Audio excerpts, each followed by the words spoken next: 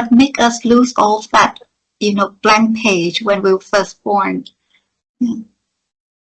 Well, we're not exactly a blank page. We have our genetics, and there's actually a large correlation between your parents' IQ and your IQ.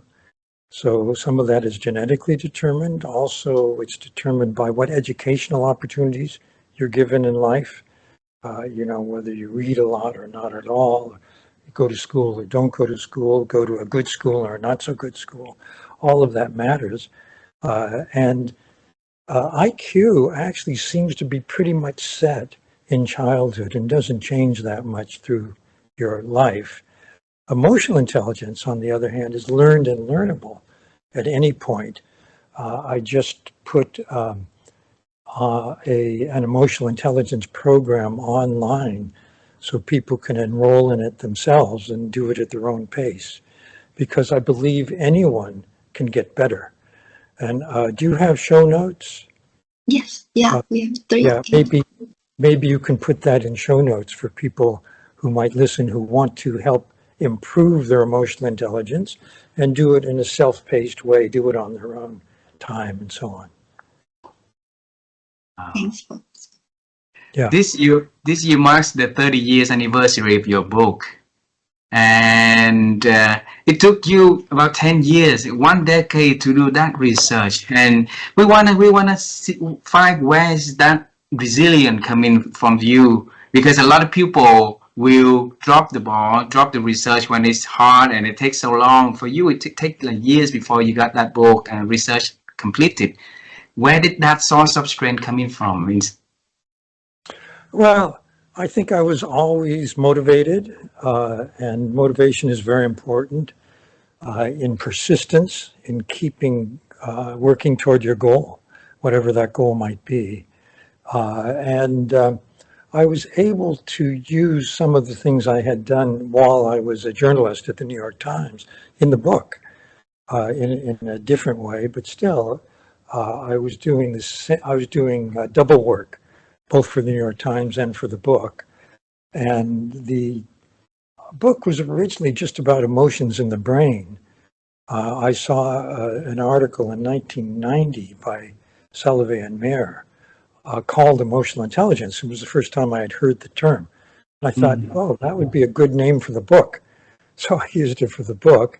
I didn't know the book would become so well known around the world. And the concept of emotional intelligence has become spread everywhere. It got a lot of pickup in 2 areas, in education and in business. And in business, it makes sense because people who are more emotionally intelligent in leadership position, for example, do better. They get more motivation out of the people who work for them. People are more loyal to them. People are more engaged when they do their work. And the same is true if you have emotional intelligence. You enjoy what you're doing, you connect with people more, you feel good while you're working. And I think the good news is that this can be improved at any point in life if you're motivated to do it. Wow.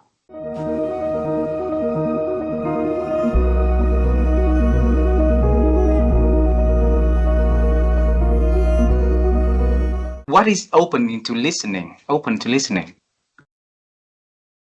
Well, I suspect it's about keeping your mouth shut when other people are trying to communicate to you. Stopping and listening. Just stopping yourself, because a lot of us, don't do that. We carry on, and particularly if you're nervous in relationships, you'll carry on talking. And I find myself doing that occasionally, and so I have to stop myself and say, stop it now. Just stop. Just listen to what that person is trying to tell you. And listen deeper, because it's not just the words of that person. It's what's below the words of that person. What's that person really saying to you? By all their nonverbals, their facial expressions, their eye contact, their body language. What are they really saying to you right now? And it's beyond just words. Wow. So assuming that we listen to ourselves, right? Then we understand our problems. the move into the actions also scary a lot of people. That's why we have an idea of what to do, but moving to doing something is always stop right there from the idea stage. Where can I find strength? Where can our audience find the courage to really do something and make the change? You know, I think what's really important, I don't know if you do this with Vivian or not, but I do it with Rachel. And she doesn't realize how much she helps me. So I'll go to Rachel and I'll say to her, you said I shouldn't have done that at the dinner party or when we're out with friends. So what should I do? What should I have done? Wow. What do you think I should? You know, if you have a partner, I think that's part of the function of a partner, funny enough, to help you be a better version of you. That's a partner. Mm. And you reciprocate. You do the same with your partner. Going to somebody who you trust and value, getting advice for them. You know, I went into a meeting and I did that in the meeting and I think it didn't work. In fact, I think I upset the person. What do you think I should have done under those circumstances?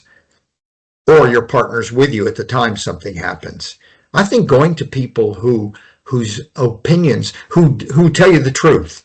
And a marriage and a partnership should be with somebody who will tell you the truth, even if it's unpleasant to receive.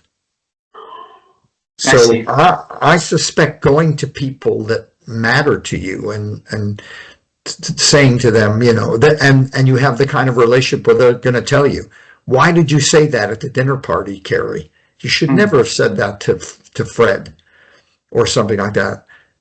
And that's good. I don't like getting that kind of feedback. Nobody ever does, but that makes you grow. That's how you learn who you are, how you're seen by other people, and how you change your own behavior. You can only change your behavior if you get accurate feedback about what you're doing to other people.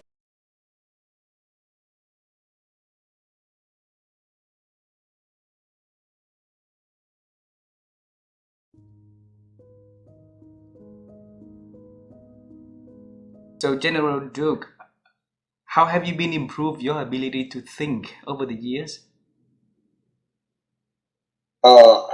I think with more knowledge that you get, and the older you get more maturity, and you can analyze situations more rationally than now I can see that that happens to me in my life as I've gotten maturity and more experience, and I can relate these experiences to my present experience and apply the lessons that I've tried to learn in the past.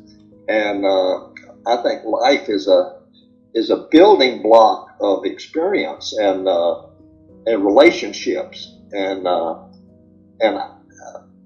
I found now that since I've become a Christian and a follower of Jesus, I pray more about, Lord, what should I do? And where should I go? And how should we operate in our life, in our relationships? And I've never heard the voice of God in my ears, but I had these impressions in my heart. So it's like God's Spirit speaking to our spirit in our heart. It says, go this way. You have an inclination that you ought to do this. And when sometimes I miss it, but most of the time it works out. So and Dottie and I, we pray a lot about decisions and what we should do and where we should go and what we should say, and it's all of these things that make us one, if you will, with God. And so it's been an exciting journey for the last 40 years or so. And, Wow.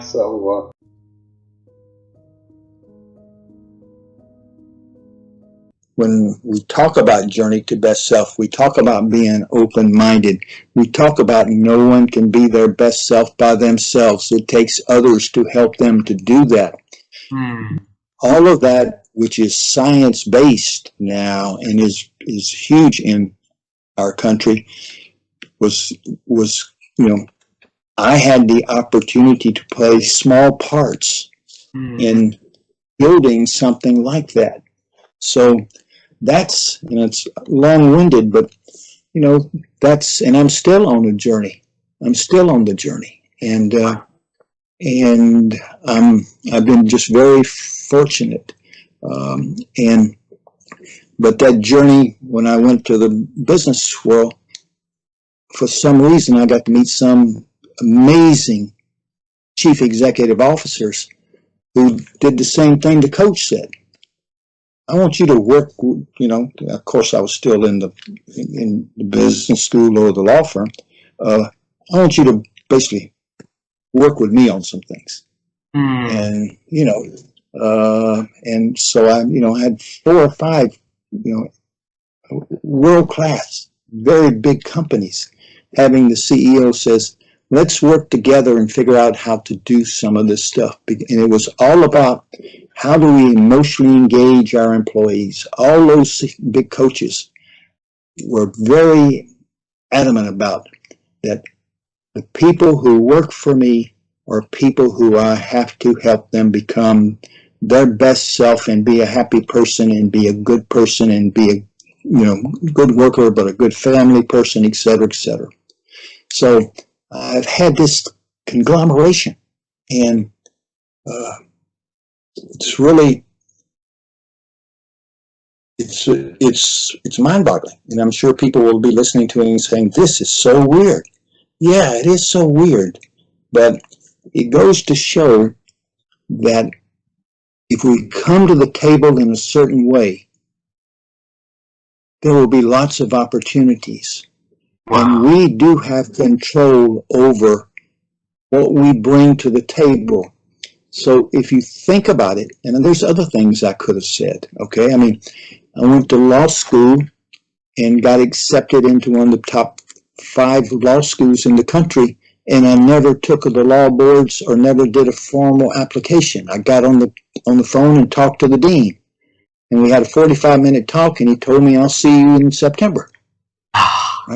Right? And so it's this ability to bring together, if you will, happiness is one word, wisdom's another word, human excellence is another word. I was just a hard worker, but there was something in me. There was a reason I lived, because as all the doctors said, you're the only baby this small that's lived this way. Wow. All the babies that were that small when I was growing up died. And so, that's the story. But the story is, and I'm just so grateful to all those people. I mean, the founder of Southwest Airlines was a client of mine. As an example, biggest, which was for a while the biggest and best, the founder of the Ritz-Carlton Corporation, all right, was one of the people that I worked with. I mean, people like that, and all of them, if you will, were, quote, spiritually oriented in the sense that, okay, not necessarily, being one church is better than another church, but it's like, how do we help people become their best selves? Yeah.